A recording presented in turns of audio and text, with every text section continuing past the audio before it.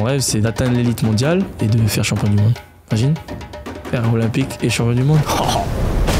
Je m'appelle Kaoli Faast. Je sers depuis 4 ans. Oh, c'est extraordinaire ce qu'il fait là. Depuis que je suis petit, j'ai toujours fait la course, mais le moindre truc, c'était ah non, faut gagner, faut gagner, faut gagner.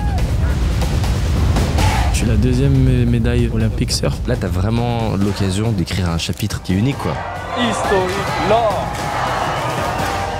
Ta préparatrice mentale, elle s'y prend comment en fait? Vous parlez de quoi? Je vais pas te dire les secrets.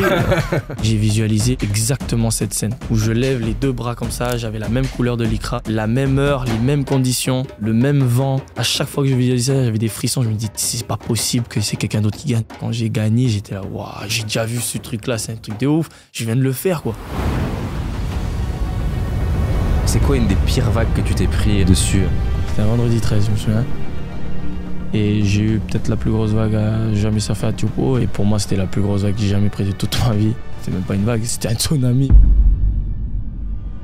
Moi, j'étais pétrifié quand j'ai vu la vague. T'es obligé d'avoir cette peur. Mais non, mais je suis ici pour une raison. C'est pour ça qu'on kiffe, on adore ça. Let's go, quoi. Et tu passes au-dessus de la peur et tu fais des choses dont tu pensais même pas pouvoir faire. Et en fin de compte, je suis tombé à la fin. Et là, c'était flippant. Tout le monde a cru que j'étais mort. Et tu penses que pour être un champion, c'est important d'apprendre à être à l'aise avec l'échec ou pas? Il faut réussir à passer au-dessus et à accepter. C'est à ça que ça sert les échecs, à devenir meilleur. Si t'es dans le rouge tout le temps, c'est top, tu deviens une machine de guerre, mais je pense que le petit plus qui te permettrait de réaliser des choses encore plus grandes, ce serait de... J'ai une annonce à faire, et pas une petite annonce. Le plus gros partenariat qu'on a jamais fait, Paradox et Goliath. Goliath, c'est une plateforme d'investissement que j'utilise personnellement et avec laquelle j'investis tous les mois et que j'adore parce qu'elle est intuitive. Mais là, ce dont je te parle, c'est pas juste un petit partenariat où je te présente une app sympa. Imagine, on a créé l'espace Paradox au sein de Goliath. Ça veut dire que tu peux investir directement à mes côtés et avec toute la communauté de Paradox. On est ensemble, on peut partager nos investissements et célébrer ensemble nos réussites. Tu vas pouvoir commencer à investir dès 2 € et ça sans frais cachés. Je t'invite dès maintenant à cliquer sur le lien en description, télécharger l'application gratuitement, découvrir l'espace Paradox sur Goliath et qu'on célèbre ensemble tes premiers investissements. Yorana Kaoli Faast. Stylé. Pour être un athlète de haut niveau, on se rend pas compte parce que nous, on vous voit à la télé un petit moment dans votre vie, mais en fait, c'est tous les jours de l'entraînement, de la discipline, surtout alimentation, sommeil, respiration, enfin il y a une grosse différence entre être amateur et sportif de haut niveau. Mais c'est ça. Il vient d'où ton moteur? Ça vient d'où en fait? Pourquoi t'as ce désir de... Ben, c'est mon instinct de compétiteur. Depuis que je suis petit, j'ai toujours fait la course. Le moindre truc, c'était ah non, faut gagner, faut gagner, faut gagner. J'ai ma petite sœur et mon petit frère. Ah non, fallait que je sois devant, fallait que je gagne, fallait que je gagne un truc. Est-ce que t'es où dans la fratrie? Je suis le plus aîné. T'es le plus aîné. Voilà, ma sœur en 2e et mon petit frère en 3e. Et donc il y a ce truc de je dois gagner. Ouais, et j'aime bien gagner, j'adore gagner, mais j'aime pas beaucoup perdre.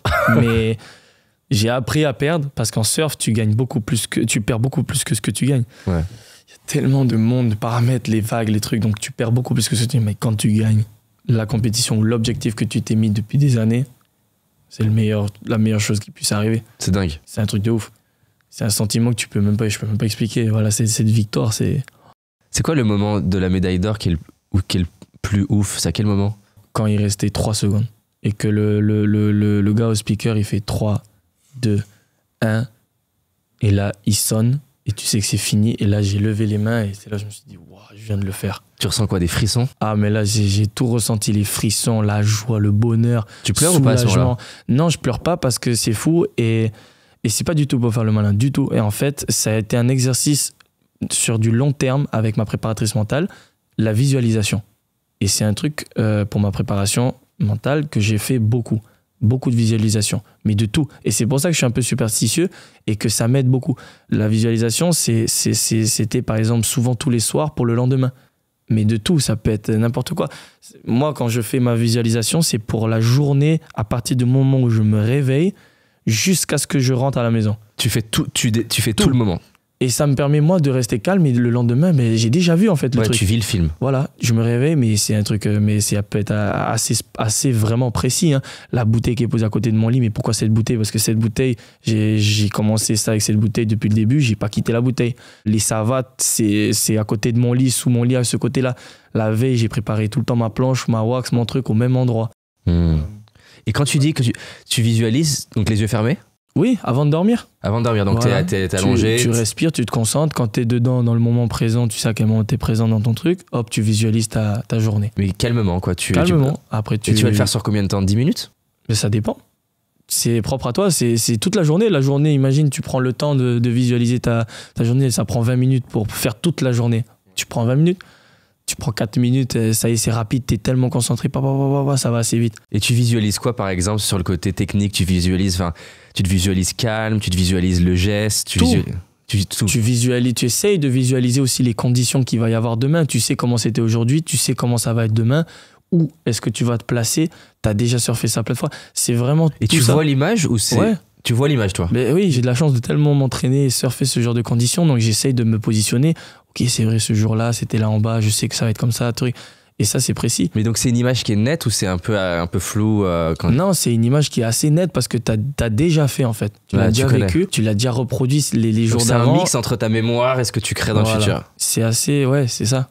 Et c'est pour ça que je dis, du coup, je reviens sur ça, c'est que j'ai pas pleuré quand ils ont annoncé. Parce que t'avais pas visualisé que tu pleurais. J'ai pas visualisé ça, mais j'ai visualisé le fait que exactement cette scène où je lève les deux bras comme ça, j'avais la même couleur de lycra. Là, comme ça, là? Ouais, comme ça. Ok. J'ai fait comme ça, là, 3, 2, 1, et j'ai regardé tous les bateaux, je me souviens, j'avais visualisé mon père, Jérémy, la même heure, les mêmes conditions, le même vent. C'était assez précis. C'est comme un genre de déjà vu, en fait. Exactement. Et c'est pour ça que j'ai pas été tant surpris que ça, que tous les soirs, j'en ai tellement rêvé, j'ai tellement visualisé ça. Je me suis dit, à chaque fois que je visualisais ça, j'avais des frissons. Je me disais, c'est pas possible que c'est quelqu'un d'autre qui gagne. C'est obligé que, voilà, j'en ai tellement eu envie que, voilà, quand j'ai gagné, j'étais là, waouh, genre, j'ai déjà vu ce truc-là, c'est un truc de ouf. Je viens de le faire, quoi. Je viens de le faire. Tout ce que j'ai rêvé, j'en ai eu envie. Et j'ai visualisé, je l'ai fait. Je viens de le faire, là, il y a 2 secondes. Mais c'est limite un peu presque comme si t'avais du mal à réaliser. Voilà, c'est pour ça. Et c'est pour ça que je réalise pas tant. T'en as rêvé pendant des années, t'as bossé quand même malade. Et là, ça y est, quoi. Exactement. Je réalise pas trop, quoi. Et c'est pour ça, c'est assez impressionnant. Je suis sur un nuage, hein. Non, mais c'est clair. Mais je réalise pas tant que ça, ce genre de... autant l'importance que je pourrais avoir. Mais je pense que ça va le faire avec le temps. Le temps fera les choses. Mais voilà un peu la situation. Et quand tu dis, là, tu visualisais ce moment, donc tu visualises à chaque fois du jour pour le lendemain? Ou par exemple, la finale, tu l'as visualisée depuis longtemps? Ah non, la finale, je l'ai visualisée depuis longtemps. Je dis, c'est pas possible. Ça fait combien de temps? Je sais pas, plutôt 1 mois avant. 1 mois avant. Déjà, où tu commences à te mettre un peu en situation, tu te dis, waouh, les peu de compètes où j'ai gagné, je visualisais ça. Je visualisais la même chose. Le même lycra, la même situation, le même truc, et c'est arrivé. Et ta préparatrice mentale... J'ai pas gagné plein de fois, mais quelques fois. Et ta préparatrice mentale, elle s'y prend comment, en fait? Vous parlez de quoi? En fait, c'est assez compliqué parce que déjà, moi, je suis le pire à répondre au téléphone. J'ai un téléphone, mais bon, je fais tellement de trucs que je réponds jamais. Je suis jamais vraiment là. Donc, ça a été un effort pour m'avoir au téléphone, mais on essaye d'avoir des calls assez souvent parce qu'elle est aux États-Unis. Ok. Et donc, c'est en anglais? Ouais. Okay. C'est en anglais. Mais ça se passe comment un call? Il dure combien de temps? Ça dépend. C'est des calls juste des fois pour dire bonjour, pour raconter qu'est-ce que s'est passé. Ensuite, qu'est-ce que tu as envie de travailler. C'est des exercices qu'elle peut me donner. Pendant quelques semaines, j'exerce les exercices. Qu'est-ce que tu en as pensé? Comment c'était? Qu'est-ce que ça donne? Les résultats, feedback. C'est quoi par exemple des exercices qu'elle t'a donné? C'est beaucoup d'exercices de respiration. Et c'est des routines en fait que j'essaye de programmer pour pouvoir le faire et le produire au moment clé, quoi, au jour J, quoi. Par exemple, c'est quoi? Si tu te réveilles, tu as un certain temps de respiration, de telle respiration. Ensuite, c'est quoi comme respiration? C'est genre inspire avec le nez pendant tant de temps? Je vais pas te dire les secrets. Non, je rigole. Non, mais, un secret, un seul. Après, les autres, ils vont copier. Non, je rigole. Non, mais c'est des respirations qui peuvent te calmer et qui te mettent en moment présent. Le matin, c'est plus expirer long. Ensuite, tu as un autre exercice où là, tu te concentres pas sur la respiration, mais sur les thoughts, comment tu dis, les pensées. Ouais. Et tu fais quoi? Tu les observes? Pendant le time que qu'elle me demande de faire, par exemple, ça va être 5-10 minutes, elle te demande de te focaliser sur les pensées. Toutes les pensées qui vont arriver. Juste les observer, les noter. Observer, les prendre, pas les rejeter, les prendre Ok. et les choisir.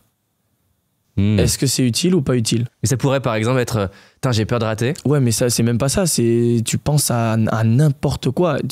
Tu laisses Ouais, ton j'ai envie d'un cerveau yaourt. emmener des... Et ouais, c'est ça. Ouais. Et là, tu prends, c'est utile, pas utile, utile, pas utile, utile, pas utile.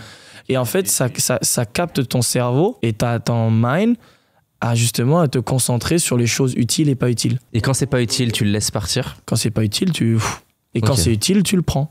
Hmm. Et tu te concentres un peu plus dessus et tu laisses arriver. Et après, quand le jour J il va arriver, et au moment où tu sais, et en fait, ça aussi, c'est un travail. On a travaillé sur à quel moment tu sais où tu vas commencer à stresser.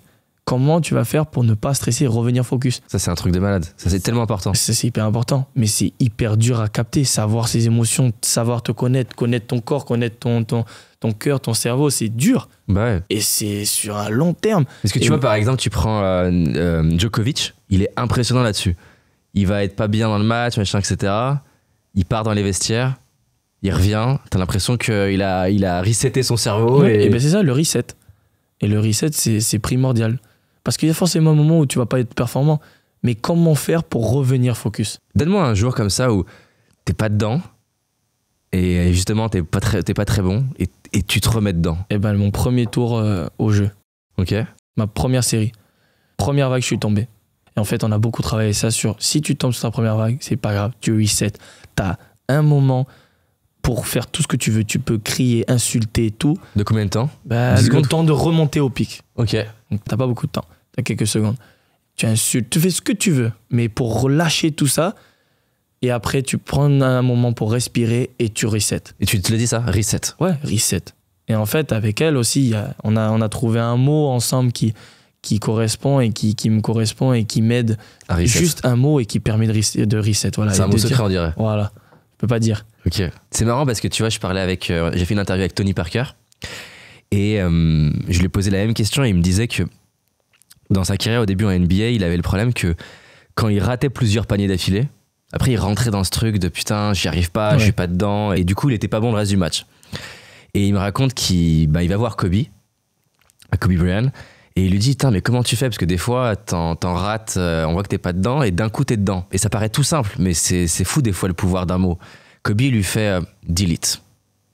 En gros, Ouais. tu next. tu supprimes tes pensées. Et à la fois c'est simple, mais en même temps, vu que c'est Kobe qui lui a dit, derrière après il disait, Tony, dans tous les matchs il était en mode delete. Mais c'est ça. Et c'est pour ça qu'un mot comme ça, mais après, il faut y croire. Hein. Faut Bah ouais, croire mais c'est au clair. mot. Pas juste dire le mot comme ça. Hein. Oui, bah sinon ça sert à rien. Voilà. Mais tu peux le dire le mot comme ça et en fait, il n'y a rien. Mais si tu y crois et tu mets vraiment toutes tes pensées, toute ton attention, toute ton énergie dedans, ça va bouger. Et en fait, moi, je peux te le dire du coup. Tu veux savoir ou pas? Bah si, je sais pas. Bah, bien sûr. Non, moi, c'est persévérance. Parce que persévérance en surf, il y a un moment, c'est comme ça. Mais si tu persistes et que tu lâches rien jusqu'au bout, il peut y avoir la vague aux dernières secondes et tu le fais. T'as juste besoin d'une vague. Hein, Et tu en le vrai. dis à l'oral ou dans ta tête? Tu peux le dire fort, tu peux le dire dans ta tête, c'est comme tu veux. Mais toi? Moi, je le dis dans ma tête, mais je le dis doucement. Et je le répète. Allez, ça va le faire, ça va le faire. Ça va le faire, Persévérance. persévérance. En anglais ou en français. Et voilà. Et en Et ça, fait, ça reset ton cerveau. mais dans ma première série, du coup, je suis tombé sur ma première vague. J'ai reset. Je me suis dit ce mot. Et à 30 secondes avant la fin, c'est cette vague qui m'a mis dans la compétition. J'ai pris un 7,80 sur 10. Et c'est ça qui m'a mis dans la compétition. À 30 secondes de la fin. Et j'ai rien lâché. De toute la série, j'ai perdu. Hein. Je suis passé au repêchage. Mais cette vague, elle m'a mis dans la compète. C'est un truc de ouf. Et en fait, c'est comme ça que c'est parti. J'ai perdu. Et ça, fallait rester strong parce que tu perds le premier tour des JO. Première fois, tu mets le lycra, t'as les anneaux olympiques, t'as ton nom, t'as ton numéro de ranking. Moi, j'étais numéro 3, donc j'étais dans le top seed. Et là, tu perds au premier tour, quoi. Mais j'ai pas perdu. C'est un premier tour. Et le premier tour, c'est rien. C'est le deuxième tour que tu rentres dans la compète. Et c'est comme ça que je suis rentré dans la compète. Et je suis sorti de là, j'ai dit, c'est pas grave, c'est comme ça.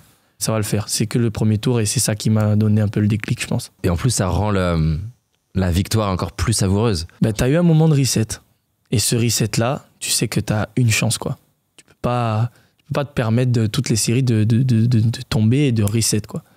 Donc après, il y a un gros travail aussi, ça c'était le travail mental, mais il y a un gros travail aussi sur la gestion du corps, comment te connaître, c'est des sensations aussi que tu as. Et j'ai beaucoup travaillé avec mon kiné Charles Van de Meulebroek, physiquement, depuis des années. Pourquoi en fait il te fait faire quoi? Il connaît bien mon corps parfaitement. Il y a des sensations, c'est un travail qu'on essaie. Mais que lui il sent ou que toi tu sens? Lui il sait, mais moi je sens aussi. Et mais c'est quoi, genre c'est que t'es moins souple à un endroit, c'est que ça te fait mal quand on appuie? Non, c'est connaître mon corps, il sait, en me regardant, il sait quand est-ce que je suis on et quand je suis pas on. Dingue. Et donc, tout dans une préparation, c'est des petits exercices que tu fais, et en fait, automatiquement, ça met le cerveau on. Je sais que moi, par exemple, quand je respire fort et que j'expire fort vers le bas et que je suis ancré un peu dans le sol, eh ben ça m'aide. Quand je pense un peu à plus à mon bas du dos, qui est ma zone assez puissante, ça m'aide. C'est dingue. Et ça, tu le fais le matin, ces mouvements, ou tu peux le faire sur le plan de la planche? Là, tu le fais 1 heure avant de rentrer dans ta série. C'est là où tu rentres dans ta bulle, à ce moment-là. Le pic de stress, il est quand? La veille, 1 heure avant? Je sais pas, tu peux arriver un jour, t'es détendu, quoi. T'as ton petit café, t'es détendu, et tu sais pas pourquoi. Boum, t'as un pic de stress qui arrive. Tu peux stresser 3 semaines avant et t'arrives devant, t'es pas stressé, t'es on. Moi, le stress, il arrive un peu avant. C'est plus le matin, quand je me réveille. Je me dis, allez, ça y est, c'est on. Aujourd'hui, c'est on. Et quand je me dis it's on, ça y est, ça, plus cool. Et je rentre dans ma journée. Comment tu fais pour dormir la veille d'une finale? Mais là, j'étais tellement heureux d'être à la maison en finale. Par contre, j'étais comme ça à 4 heures. Ah bah oui, parce que t'as une forme d'excitation, il est incroyable ce moment. Dans quelques heures, tu peux réaliser ton rêve, le plus gros rêve de ta vie, le plus gros objectif de ta vie. Mais tu dors, tu te dis, je dors, je profite, je veux rêver de ça. Mais justement, tu vois, on regardait. Qu'est-ce que tu ressens là quand t'es sur une vague comme ça là? Tu ressens quoi toi à l'intérieur de toi? Mais là, j'étais là, ok, j'espère que j'ai réussi le take-off, maintenant il faut que je sorte. Et j'espère que je vais pas bouffer. Et jusqu'à ce moment-là, je suis sorti et là, j'étais trop content. Là, tu sais que je sais que j'ai eu le score. Il me fallait un 7 et quelques et je savais que là, j'avais eu le score et j'étais bien content. Et là, j'ai oublié de sortir de la vague et en fait, j'ai bouffé à la fin, mais j'étais sorti du tube et j'ai eu le score à la fin. Et tu ressens de la peur ou pas avant de rentrer dans une vague comme ça? Ou plus du tout aujourd'hui? Là, c'était l'excitement. Là, t'es full adrénaline, t'es au pic, ça fait... Longtemps, t'attends, ouais. T'attends longtemps une vague. Ça faisait 17 minutes que j'avais pas pris de vague. J'avais pris juste une vague. Et t'as froid en 17 minutes ou pas? Enfin, non, parce que là, c'est là où tu flippes un peu. C'est là où t'es là. Okay. Là, tu commences à penser là. Voilà, là, la prochaine qui arrive, c'est all-in et c'est obligé de la réussir. T'es obligé de la réussir. Tu peux pas te permettre de...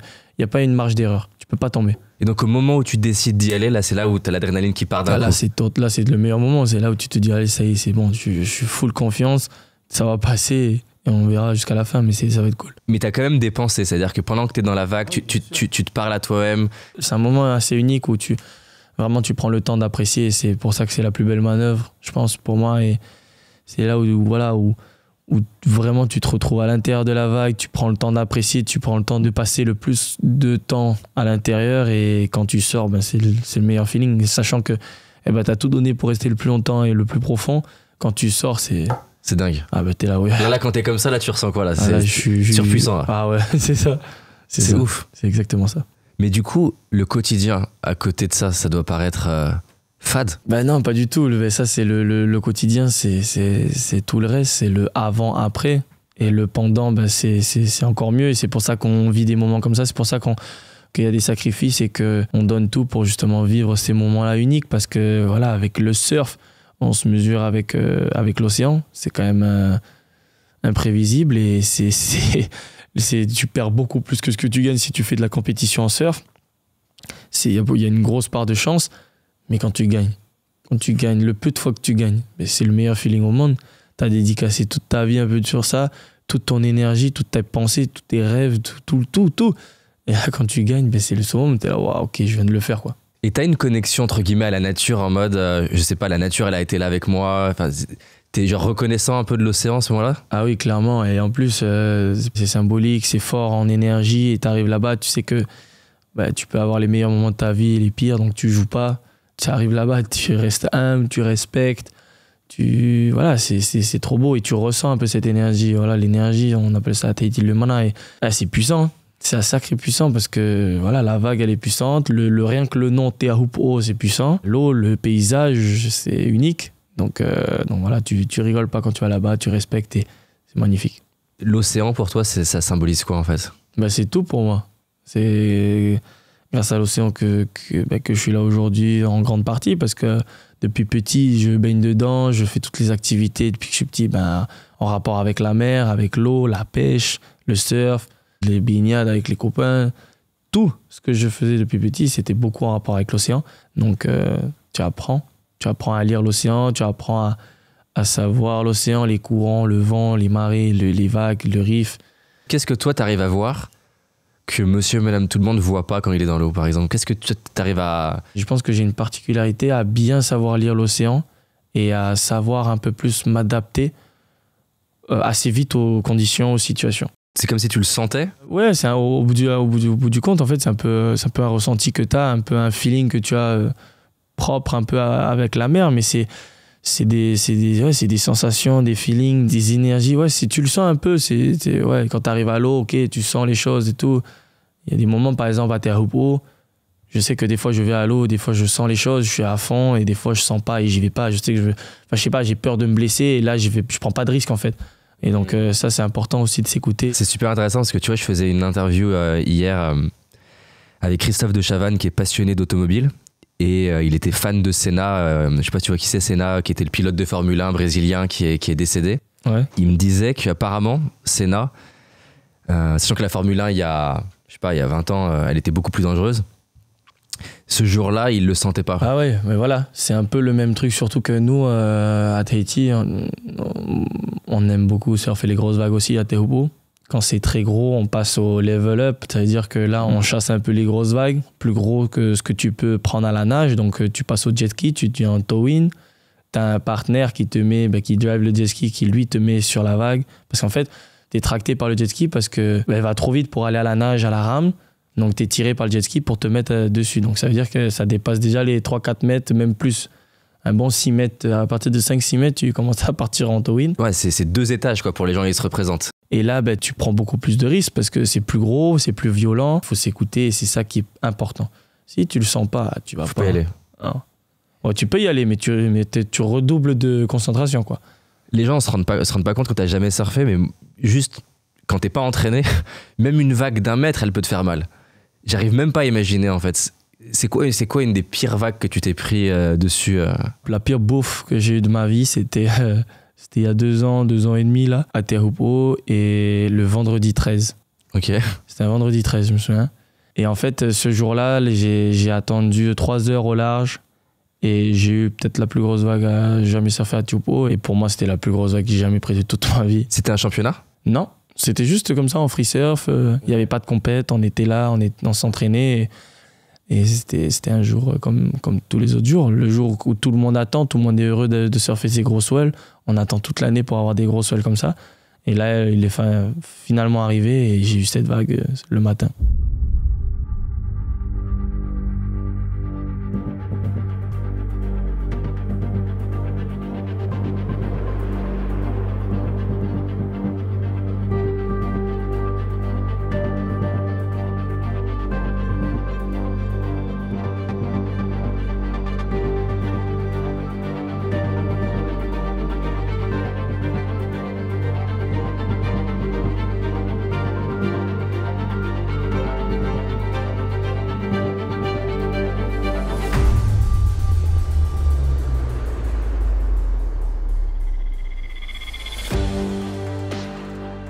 Toi, tu vois quand elle arrive qu'elle est plus grosse que d'habitude? Ah oui, non, là j'ai vu qu'elle était beaucoup plus grosse que toutes les autres vagues que j'ai jamais vues de toute ma vie. Même jusqu'à maintenant, j'ai jamais vu encore aussi gros. Et pendant des années, ça a jamais été... Et tu rêves d'en avoir une autre comme ça? Je rêverais parce que la première, je suis tombé. Là, si je peux la refaire, je vais essayer de sortir. Ouais. Raconte-moi un peu, genre, seconde par seconde. Donc t'as le jet ski qui t'approche. Entre ça et la chute, il va se passer quoi en fait? Alors quand là on a vu la vague, c'est là où tout s'est mis un peu en place, où on l'avait vu déjà arriver un peu plus en avance, parce qu'on voit quand c'est énorme, on voit les ondulations qui passent au large et qui potentiellement peuvent arriver. C'est comme ça que tu prévois les séries. Et on l'a vu que celle-là, déjà du large, on l'avait vu que c'était une vague encore plus grosse qu'on n'a jamais vue. Et dans 3 minutes, tu vois, elle allait arriver là où nous on était. Et en fait, c'est là où on s'est préparé et tout au cas où. Et là, quand la vague elle est arrivée, c'était une montagne, quoi. Une montagne d'eau, c'était le swell, c'était même pas la vague, c'était que le swell encore qui arrivait parce qu'on est plus loin pour se faire tirer. Décris le swell pour tout le monde, du coup. Le swell, c'est l'ondulation de la vague, sauf que là, c'était une vague, mais c'était un immeuble quoi, qui est passé. Et à ce moment-là, je me suis mis prêt. On a commencé à y aller pour trouver ma trajectoire pour que je puisse lâcher la corde et aller dans la vague. Et en fait, à ce moment-là, c'est là où j'ai vu que c'était même pas une vague, c'était comme si c'était un tsunami vraiment. Avec les copains, on était là, waouh! Et mon conducteur de jet ski, il s'appelle Baptiste Gossin. Et ce monsieur, c'est une légende parce qu'il est paraplégique. Il est tombé, il a eu un accident grave à Teahupo'o en 2008 et c'est comme ça qu'il s'est blessé, il s'est fait mal au dos, il a cassé son dos et il est toujours là et c'est le meilleur driver là-bas et c'est pour ça c'est lui qui m'a mis sur cette vague parce qu'on a entièrement confiance, il faut créer une certaine confiance avec le driver. Parce qu'il y a un vrai timing, tu as besoin d'être en connexion quoi. Comme deux pompiers qui bosseraient ensemble. Exactement. Et puis il te met quand même dans des situations où tu prends du risque, donc c'est à lui de bien te mettre, c'est à lui de venir te chercher et tout. Donc là, quand t'en parles, là, on ressent de l'émotion quoi. C'est un moyen aussi pour lui de vivre son truc et non mais il m'a dit, t'as lâché la corde, je t'ai vu partir dans 15 mètres de trou dans le caillou, dans le récif. Il a eu peur pour toi du coup? Ah, il a eu peur. C'est là où il s'est dit, waouh, ok, là c'est pas de la rigolade.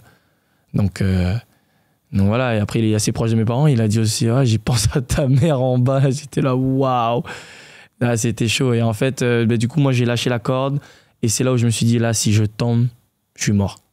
Parce qu'en fait, la vague elle est tellement haute, tellement grosse qu'elle absorbe toute l'eau sur le récif. Et donc à un moment donné, je me suis retrouvé vraiment, il n'y avait pas beaucoup d'eau, quoi. Mais c'est quoi? J'arrive pas à me rendre compte. Je sais pas, peut-être il y a quoi, 2-3 mètres de fond arrivé en bas parce que tu vois, si tu te prends voilà les bulles un peu qui passent au-dessus du caillou. Mais donc là, si tu tombes, tes chances de survie, elles sont de combien? Tu peux rien avoir comme tu peux te faire très mal. C'est pas toi qui décides, c'est la vague, c'est tes repos, c'est le bon Dieu, j'en sais rien. Tu prends le risque d'y aller et si tu tombes, tu pries pour que tu te blesses pas. Ça fait partie du job et c'est pour ça que la peur, elle est constante. T'es obligé d'avoir cette peur. Et c'est ça qui nous fait vibrer, c'est ça qui nous fait rendre plus fort et qui nous montre que j'ai peut-être peur, mais non, mais je suis ici pour une raison, c'est pour ça qu'on kiffe, on adore ça, let's go, quoi. Et tu passes au-dessus de la peur et tu fais des choses dont tu pensais même pas pouvoir faire dans ta vie. Et moi, j'étais pétrifié quand j'ai eu la vague, mais j'ai dit, c'est mon moment, j'ai attendu la priorité, c'était mon tour, au bon endroit, au bon moment. Ah, alors là, moi, j'y vais, même si c'est pour crever, là, j'ai lâché la corde. Et en fin de compte, je suis tombé à la fin et là, j'ai vraiment cru que j'allais mourir.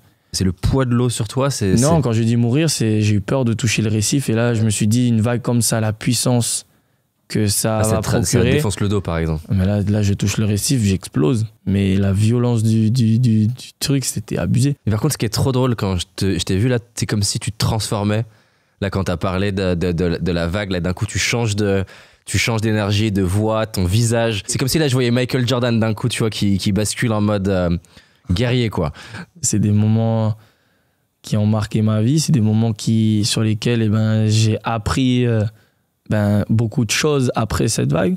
Donc c'est pas quelque chose que je vais raconter un peu c'est quelque chose qui m'a vraiment marqué, qui m'a fait peur, mais que je pourrais le revivre encore une fois. Ah ouais, si je peux avoir la chance encore une fois, ouais, je go big là, direct. C'est comme un peu l'adversaire dans un jeu vidéo, quoi. C'est le boss de fin, quoi. C'est un truc de malade. Et puis après tu as la chance de pouvoir réaliser comment ça s'est passé, ça aurait pu être pire, mais en fait ça s'est bien passé. Et là tu as une bonne étoile, tu te dis c'était un truc de ouf qui vient de se passer.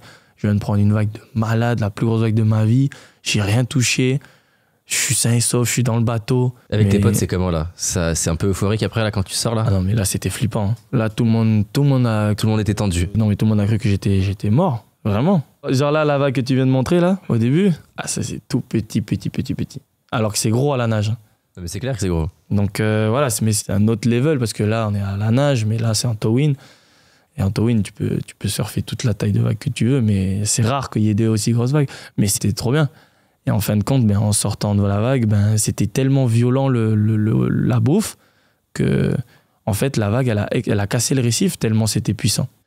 C'est que moi, j'étais sous l'eau, j'étais en train de prier pour pas toucher le récif. Parce que sous l'eau, tu dois faire quoi? Mais t'essayes de te protéger, mais c'est tellement puissant. T'as beau faire ça. T'étais en apnée. Ah, tu te fais démembrer, oui.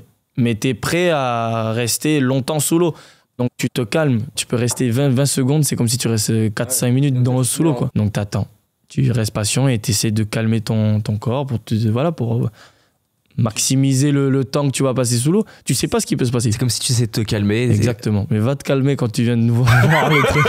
Non mais c'est clair, c'est pas moi qui vais me calmer. C'est ça. Déjà là, moi je suis stressé de raconter ça. Imagine sous l'eau. T'as envie de remonter direct déjà. Et tu peux rien faire en fait. Tu peux rien faire, t'attends. T'es patient, tu te dis bon, à quel moment je vais remonter. Non, mais c'est un sport qui demande tellement de patience entre attendre les vagues. Si t'es patient et que tu t'y crois pas, tu deviens fou. Tu prends des décisions, tu sais pas, tu t'es pas patient. Si t'es patient et que t'y crois, ça va arriver. Tout à l'heure, t'as parlé d'humilité. Je sens que c'est important pour toi. T'as vu des sportifs qui étaient trop arrogants, trop allez, je suis trop fort, etc. Et qui du coup ont fait des conneries ou font des mauvais choix ou même dans leur carrière pro. T'en as vu? Ben, moi, je pense que ça, c'est propre à chacun. C'est normal qu'ils fassent ça, ces athlètes. Parce qu'il y en a qui font ça et ils gagnent. C'est leur moyen à eux de pouvoir s'exprimer, de pouvoir se dire que ouais, let's go, j'ai confiance en moi. Et avoir cette confiance en soi, eh ben, c'est primordial pour un event, pour un événement que t'as envie de bien faire. C'est pour être le plus performant possible. C'est un travail sur soi-même, c'est chacun sa technique. Et toi, c'est quoi ta technique? Moi, je suis plutôt calme. J'ai quand même beaucoup d'énergie, mais quand je suis focus. J'ai un regard assez concentré. Par exemple, avant d'aller à l'eau, pendant les séries, on restait plusieurs fois un peu longtemps devant la caméra. Et c'est des moments où moi, j'ai fixé un endroit, j'étais calme, je faisais pas un sourire à la caméra, rien. Et dans ta bulle. Voilà, dans ma bulle. Et pour ceux qui font le showman et tout, c'est top. Parce que ça montre que voilà, ils ont confiance en eux, mais ça peut déstabiliser aussi. Ça peut être une forme pour cacher un peu ta confiance en toi. Et en fait, t'as pas confiance en toi. Et c'est comme ça que je pense que tu performes pas. Je prends un exemple de celui qui fait ça. C'est souvent Noah Hill.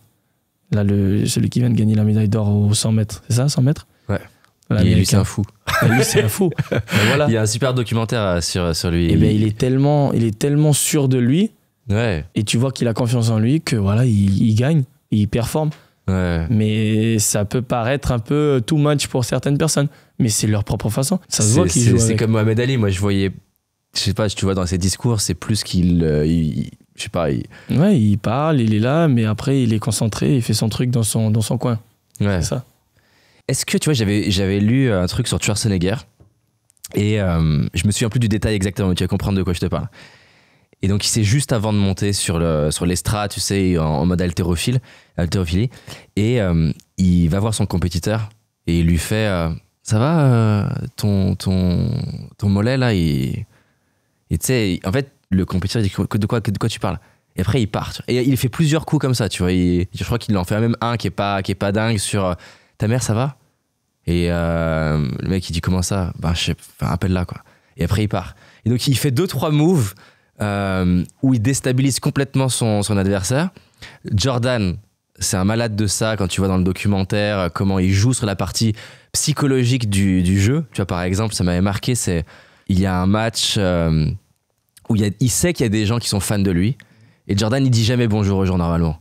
Et là, il va exprès dans le vestiaire adversaire et il leur serre la main comme s'il était très sympa.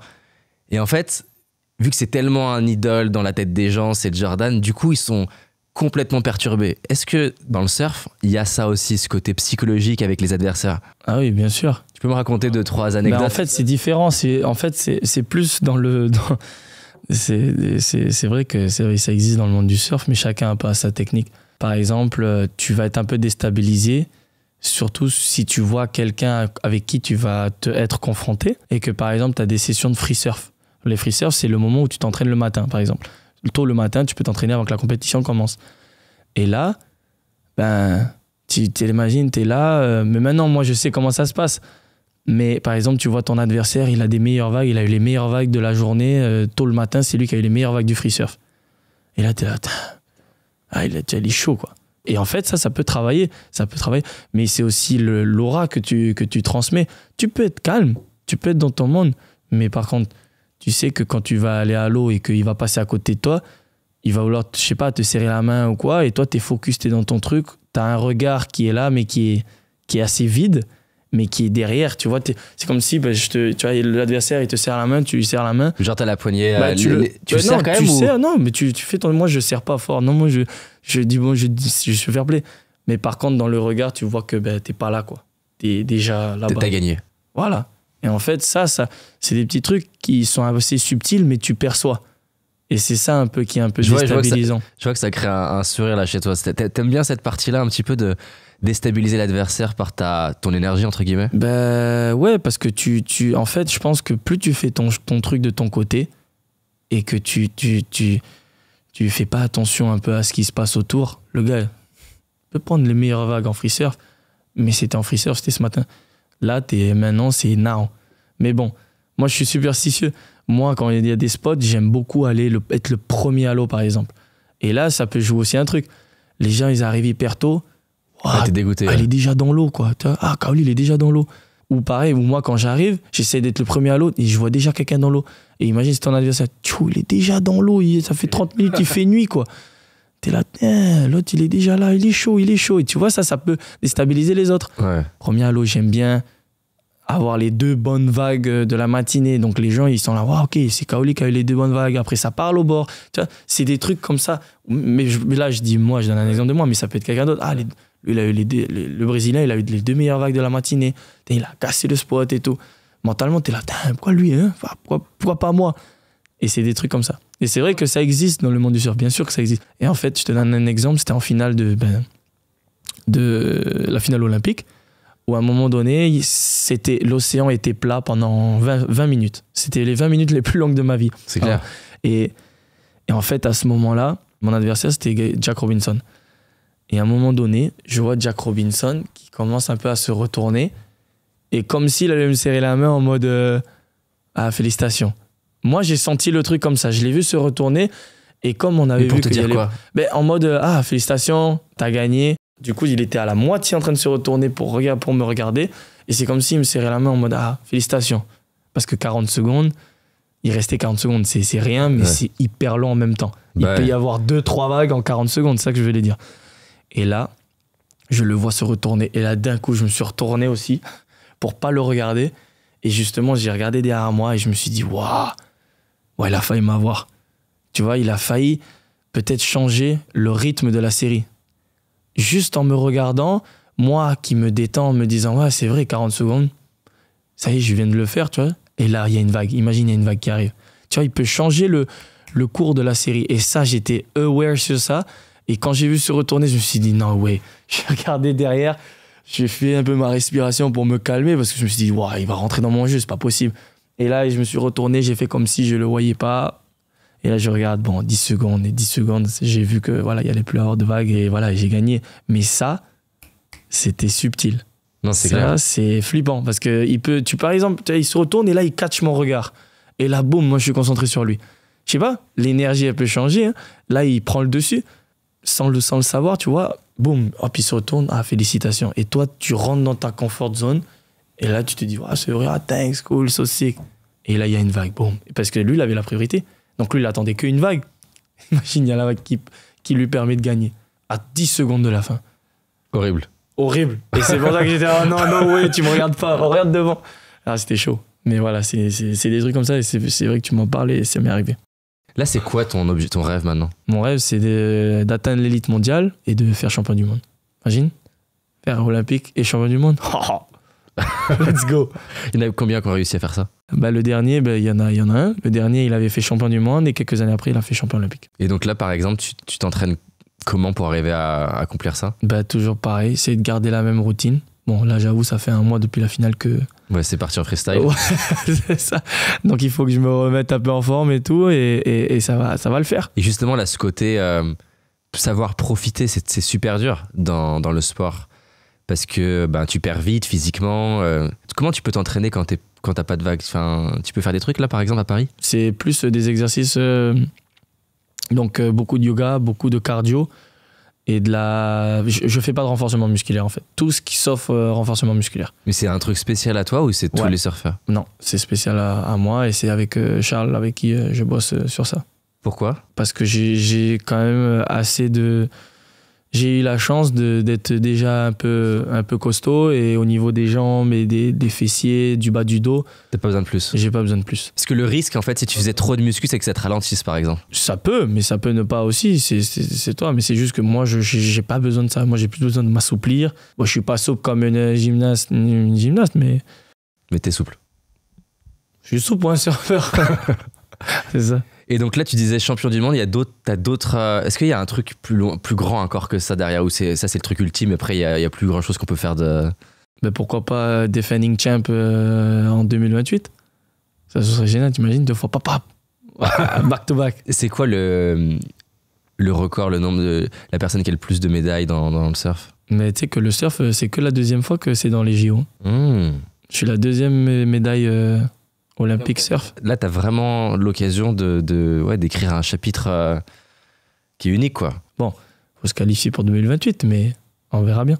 Et là, rien à voir, mais le fait de gagner médaille d'or financièrement, ça change quoi pour toi? Mais les sponsors, ils sont contents. Les sponsors, il y a peut-être plus de chances pour signer ou pas. Donc, Mais tu vas pas gagner plus d'argent, là, du coup. non, mais par contre, je sais que j'ai réussi à faire un résultat incroyable et le peu d'argent que j'ai fait, là, je viens d'acheter un bateau de pêche avec mon petit frère à Tahiti. Dingue. Incroyable. C'était notre rêve depuis qu'on est petit. On a toujours l'as là? rêvé. Ouais, je l'ai eu là. Et c'est les 2 jours que j'ai passé après les États-Unis à Tahiti. On a fait le baptême, on est sorti et on a eu un temps jaune, 50 kilos. 50 Et kilos. j'ai même pas pu manger, j'ai dû partir le soir même. Et c'était quoi le moment, on va dire, émotionnel de ça? C'est de voir le visage de. En fait, le moment le plus émotionnel, c'était tout. C'était de pouvoir voir mon petit frère. Les yeux, quoi. Oh, les yeux, il avait des paillettes dans les yeux. Le bateau, il est magnifique. C'est notre rêve à nous deux. Ça me touche beaucoup parce qu'on a fait le baptême aussi avec mon papou et ma mamie, et sur lesquels c'est ma nounou depuis que je suis tout petit. C'est comme si j'étais son bébé. Elle m'a gardé à 1 mois jusqu'à maintenant. Et malheureusement, voilà, elle est faible en ce moment, elle est un peu malade. Et c'est touchant parce que pendant le baptême, je lui ai dit, il faut un nom pour le bateau et je veux que ce soit toi qui donne le prénom du bateau. Et donc, elle a donné leur nom de mariage, Télémoina, au bateau. Et donc, quand mon papou il est venu, parce que ma mamie, c'était un peu trop loin pour faire la route, elle est fatiguée. Donc, c'est lui qui est venu et quand il a parlé, il a expliqué pourquoi on allait donner Télémoina le nom. Et c'était touchant, quoi. C'est pour ma mamie, donc ouais, c'était incroyable. Et en plus, on l'a sorti. Et normalement, du coup, en première sortie de pêche, ce serait top. Ce serait le meilleur de ramener un poisson parce que comme ça, voilà, tu le pêches, tu le mets dans le bateau et puis le sang du poisson va s'imprégner dans le bateau et ça, et c'est parti, quoi. C'est bateau de pêche. Et on a eu un méchant thon de 50 kilos et c'était génial. C'était incroyable. Et moi, j'ai dû prendre l'avion. Et ton frère, lui, t'a dit quoi? Ah, lui, il était le plus heureux du monde, lui. Et là, il m'appelle à chaque fois, il me dit « Ah, Kaoli, est-ce que tu penses que je peux prendre ton bateau ?» J'ai dit « Mais c'est ton bateau aussi ?» Il me dit « Oui, je rigole. » Donc, c'est marrant. La famille, je sens que c'est vraiment quelque chose de. C'est une forte valeur pour toi, c'est vraiment important. Quoi. Il faut. T'as toujours besoin de la famille et c'est les seules personnes avec qui tu peux avoir entièrement confiance et tu peux vraiment tout, et elles seront toujours là pour toi. Le bateau, jamais. Tu savais que t'allais l'acheter, enfin, c'était un truc prévu, genre. J'avais déjà prévu avant les jeux. Donc là, je l'ai reçu, il faut que je rentre et je vois avec le patron. Et en fait, c'est Baptiste, Baptiste, celui qui m'a jeté dans la vague, c'est lui qui a repris l'industrie de ces bateaux, la construction de bateaux, et construction aussi de pirogues. Et je lui avais dit, ouais, c'est un rêve et tout, et on s'entend hyper bien, on est très proches, donc voilà. Il a fait un sacré bateau. Financièrement, tes parents, t'as grandi dans quel environnement? Mes 2 parents, ils sont profs. Ok. Ils sont tous les 2. Ma mère est instite, mon père, il est prof. T'as l'un de tes 2 parents qui est très exigeant ou pas? Parce qu'il y a beaucoup d'athlètes de niveau, il y a un des 2 parents ma mère. qui est vraiment. Elle est exigeante. Genre, c'est rarement assez bien, quoi. Il fallait tenir le stylo bien comme il faut, sinon tu prenais un truc dans l'arrière du crâne, tac. Et elle t'a dit quoi quand d'avoir son fils médaillé d'or? Elle a dit, je garde la médaille, je dors avec. Du coup, elle dort, elle met sous son lit. C'est ouf. Sous son oreiller. Ça, c'est ouf de rendre fière sa mère comme ça. Ouais, c'est génial. Je sais pas si t'as vu ou pas, pendant la finale, elle venait jamais voir. Elle est jamais venue regarder mes séries. Elle a trop peur. Elle a trop de stress. Elle vient pas. Et pendant les jeux, elle restait à la maison, elle mettait la télé, mais elle allait faire le jardin. Et en finale, elle faisait le jardin, elle a tout fait le jardin. Il n'y avait même plus de trucs à couper, rien. Elle continuait à rester dedans. Trop stressée. Et jusqu'à entendre nos voisins crier en mode c'est comme ça qu'elle a su que j'avais gagné. Ça a dû être une sacrée sensation pour elle aussi. Incroyable. Et après, tu imagines, monter sur le podium à la maison, puis je suis monté pieds nus. Et c'était marrant. Et avoir la famille, mais genre là, quoi. Juste là. C'est fou. Toute la famille. Mes parents. T'as dû devenir une légende, toi, maintenant, là, du coup, sur l'île. On en a tellement rêvé tous. Tout le monde comptait sur moi pour remporter cette compète et c'est pour ça que tout le monde était si heureux. Beaucoup de pression. Fallait pas les décevoir. C'est les deux côtés. Voilà. Je sais pas si tu regardes Drive to Survive, le documentaire sur la Formule 1. Non. Tu vois la pression là quand ils courent en Italie. Pour Ferrari. Quand ils vont en Italie, la pression des Italiens de vouloir qu'ils gagnent. Chez eux, c'est sûr. C'est horrible. C'est horrible. Au bout du compte, c'est horrible. Mais par contre, c'est aussi un fuel, quoi, un boost. Clairement. Stylé, tiens, je te passe. Tu peux choisir 3 cartes. Il y a 3 questions. Tu prends au pif. Dans tout ça, t'en prends 3. Quelle est la chose pour laquelle tu as le plus de gratitude? Je pense que là où j'ai le plus de gratitude, c'est vraiment pour toutes les personnes qui ont été derrière moi, je pense, qui ont suivi depuis contribué le début. à tout ça. Ah ouais. C'est fou, on se rend pas compte, le nombre de personnes. Le nombre de personnes. Et c'est pour ça, tout le monde, les personnes sauront, mais il y a tellement de monde et je pense que toutes ces personnes qui ont contribué à cette victoire, à ce moment-là, à ce moment tellement intense, tellement unique, tellement d'émotions, c'est leur médaille aussi, quoi. Exactement. Stylé. La deuxième, vas-y. Qu'est-ce qui te pousse à faire ce que tu fais? C'est l'amour que j'ai pour l'océan, c'est l'amour que j'ai pour le surf, c'est ma passion et c'est l'amour que j'ai pour la compète. Je déteste perdre et quand je gagne, c'est génial. Donc, toujours soif de victoire. T'es compétitif pour tout? Ah oui. Genre même si par exemple, je sais pas, on joue à la console, on fait un foot... je pète un câble. En plus, à la console, je suis nul. J'ai jamais joué aux jeux vidéo, jamais joué. Par exemple, je sais pas, un foot ou peu importe, un volley, tu vas péter un câble si tu perds. Ouais. Bah ouais, bien sûr. Mais genre, tu fais quoi? Tu t'insultes, pas t'insultes, mais tu dis putain. Ouais, je vais pas insulter les autres, mais sauf s'il y a des fautes, mais. Tu vas t'énerver. Bah ouais, j'ai envie de gagner, je suis pas là pour perdre. Sauf si c'est pas vraiment. Au bout d'un moment, je vais réussir à me contrôler, je vais dire, c'est pas grave. Je serai vert, quoi. Et tu fais d'autres sports que le surf en mode amateur? Ouais, je fais beaucoup de foil, je pêche beaucoup. Pêche sous-marine. Mais en pêche, t'es compétitif ou pas? Avec mon petit frère? Ah oui. Avec mon meilleur pote aussi, mes meilleurs potes? Ah oui, carrément. Des fois, on va tous pêcher ensemble. Faut que je ramène le meilleur poisson, le plus gros. Et à chaque fois qu'on va loin, ok, c'est qui celui qui pêche le plus gros, c'est celui qui va... les autres qui ont perdu, c'est eux qui vont nettoyer le poisson, quoi, par exemple. Ça, c'est des petits challenges comme ça. Et tu penses que pour être un champion, c'est important d'apprendre à être à l'aise avec l'échec ou pas? Il faut réussir à passer au-dessus et à accepter.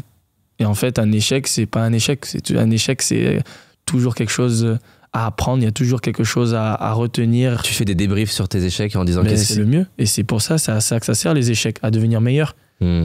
Sinon, si tu gagnes tout le temps, tu gagnes, c'est bien. Mais au moment où tu vas perdre, après, tu vas faire que de perdre. Et si jamais tu perds une fois et que tu prends pas le temps de réfléchir à pourquoi tu as perdu et à analyser et faire des feedbacks, ouais, c'est mort. Tu progresses pas. Ouais. Troisième carte, vas-y. Troisième carte. Quel mauvais conseil donne-t-on aux sportifs? Je pense que le mauvais conseil, c'est quand on dit t'as pas le temps de profiter, t'es là pour une raison, tu dois tout mettre dedans. C'est une bonne chose, mais je pense qu'il y a un moment t'as besoin de profiter, t'as besoin de relâcher. Meilleur, ouais. T'as besoin d'un moment où... Kiff. Si t'es dans le rouge tout le temps, c'est top, tu deviens une machine de guerre, mais je pense que le petit plus qui te permettrait de réaliser des choses encore plus grandes, ce serait de prendre même un petit moment pour profiter. Ça, c'est un truc que t'as bossé aussi en prépa mentale, de pouvoir t'autoriser à kiffer. Bah ouais, mais kiffer, mais c'est pas faire la fête. Moi, je parle pas de ça, je parle juste d'un moment, ouais, par exemple. Sur la vague, de se dire, là, c'est un moment de ouf, quoi. Voilà, ou prendre un temps d'aller surfer tout seul, ou avec ta famille, ce que t'aimes bien faire. Et En pleine compète, par exemple. voilà. Et c'est ce que j'ai eu la chance de pouvoir faire pendant les Jeux. J'habite à côté, je pouvais bouger où je voulais. Et les moments où il n'y avait pas de vague et on attendait il n'y avait pas de vague, donc on attendait le prochain jour de compétition, et ben j'allais pêcher avec mon frère. J'ai passé mon temps avec ma famille. Rien, 1 heure, même pas. C'était avec tout le monde et ça me rassurait. C'est des moments où tu profites du moment et il faut profiter. Je t'ai pas demandé, mais je voulais absolument savoir. En préparant l'interview, je suis tombé sur une vidéo qui doit dater d'il y a 7-8 ans, où t'as un surfeur, il est en pleine compète. Il y a un requin qui lui tourne autour et qui lui fonce dessus. T'as déjà été face à un requin? Ah, plein de fois. Ben, en chasse sous-marine, au fusil, sous l'eau. Ouais. On est souvent confronté aux requins, aux poissons. On dirait que t'en parles comme si t'avais vu un caniche. Non, mais parce qu'il y en a plein. Genre, ça te fait pas peur? Ben si, ça fait peur, mais on a passé tellement d'heures dans l'eau, donc tu sais à peu près comment ils réagissent, tu apprends à vivre avec, Mais raconte-moi un moment donné où t'es en train de surfer et tu vois un requin. Avec le temps, je pense qu'il y a une chose qui peut te rassurer, c'est que si tu vois le requin, c'est que tout va bien. Si tu le vois pas, c'est moins bien. Donc si tu le vois, si tu vois un aileron, ben c'est tant mieux. Il est là, il va cruiser, il passe à côté, il trace sa route. Il va pas venir t'embêter.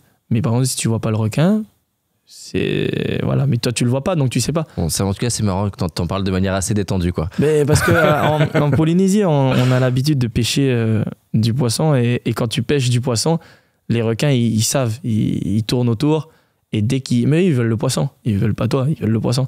Et donc dès que tu tires le poisson, ils savent le bruit de la flèche, ils foncent dessus. Okay. Et donc toi en fait tu tires ton poisson et tu dois vite le ramener près de toi avant que le requin le chope.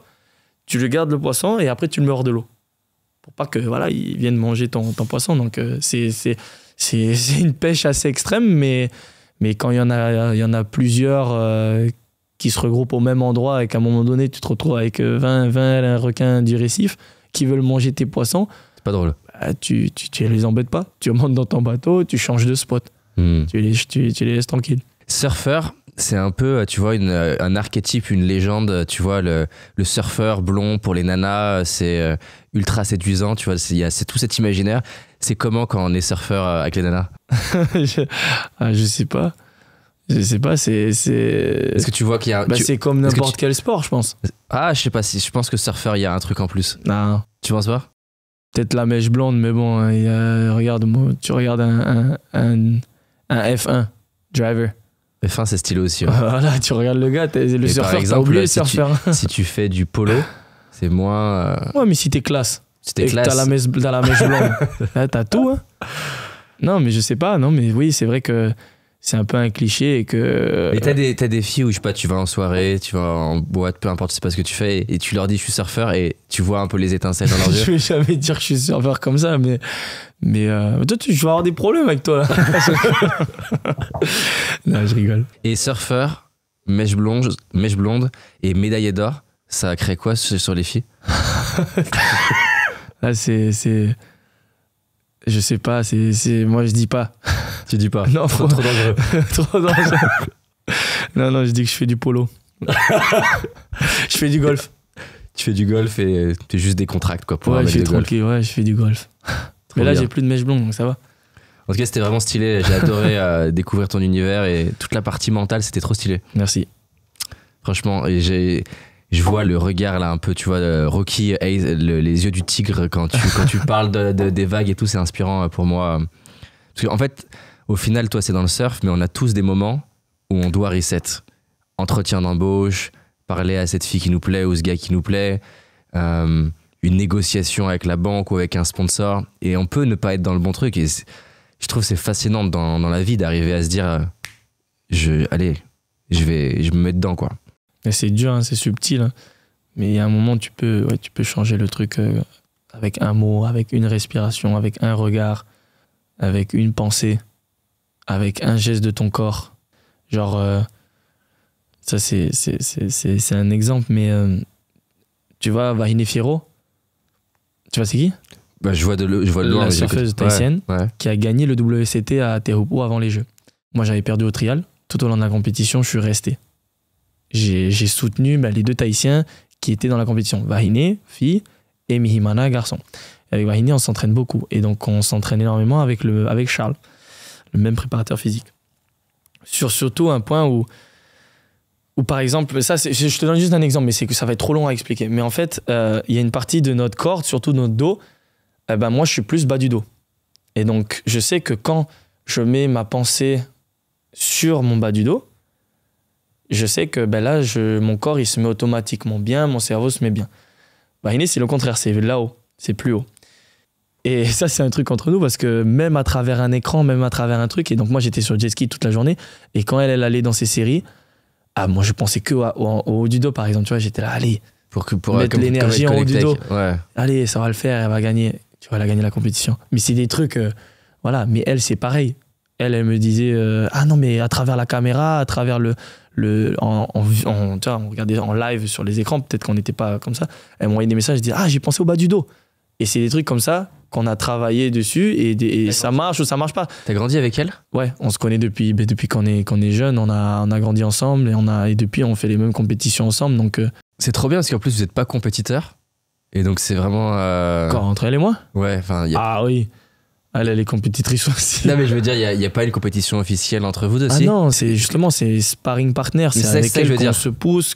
Et donc ça crée une victoire ensemble, quoi. Exactement, et quand elle a gagné, c'était incroyable. Et moi, niveau superstition, je sais pas si t'avais passé, mais par exemple, j'étais sur le jet ski, et normalement, on a des gilets à mettre sur le jet ski.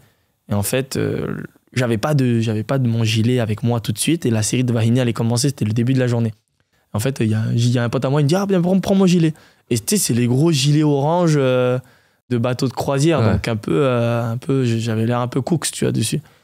Et tout le monde se moquait de moi, toute la journée. « Ah, mais c'est quoi ce gilet? Mais c'est quoi ce truc ?» Vahini, elle a gagné sa première série. J'ai gardé jusqu'en finale. Et en finale, elle rentre dans la finale. D'accord. Elle rentre dans la finale. Et il y a un copain à moi qui me dit « Ah, tiens, attends, mets le bon gilet et tout. Parce que ton truc orange... » C'est pas ouf. Ok.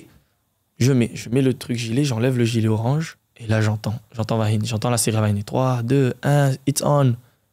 J'ai changé, j'ai dit c'est pas possible, non, j'ai gagné, depuis le début j'ai le gilet orange, c'est pas pour changer en finale, elle va perdre la finale si je change. J'ai remis le gilet orange, elle a gagné la finale, 3, 2, 1, j'ai rechangé. Mais c'est dingue ça, parce que pareil dans The Last Dance sur Jordan, donc il finit sa carrière de basket, il va en baseball. Il revient et là, il a je sais plus quel numéro. On lui donne un numéro qui est pas son numéro classique. Et il est pas dedans et tout. Je sais pas combien de temps il s'écoule. Mais je sais qu'il revient et là, il reprend son ancien numéro. Enfin, je sais plus exactement ce qu'il fait. Et en fait, c'est un autre Jordan, quoi. C'est fou parce que tu te dis, t'as envie de te dire, c'est un t-shirt, c'est rien. Mais en fait, ça change ça. Ah, moi, c'est pareil pour le board short. Tu vois les board shorts? Il y a avec mes board shorts à Terre Pro, c'est... Ah non, celui-là, j'ai eu la vague de ma vie, j'ai eu des vagues de ouf. Donc je veux lui, quoi. Ah ouais, je veux lui. Et si je passe ma série, je le garde jusqu'à la fin. Mais du coup, des fois, tu dois être casse-couille avec les gens. Ah, sale, pas sale, je le garde. Je me dis, ça schlingue pas, je m'en fous, je le garde jusqu'à la fin. C'est énorme. Ouais, c'est top. Et ça te permet de te mettre un peu dans une discipline, dans une routine, et c'est ça qui est top. Stylé. Bon, on refait un épisode quand t'es champion du monde. Ok. va falloir bombarder là. Trop bien, c'était trop cool. Merci.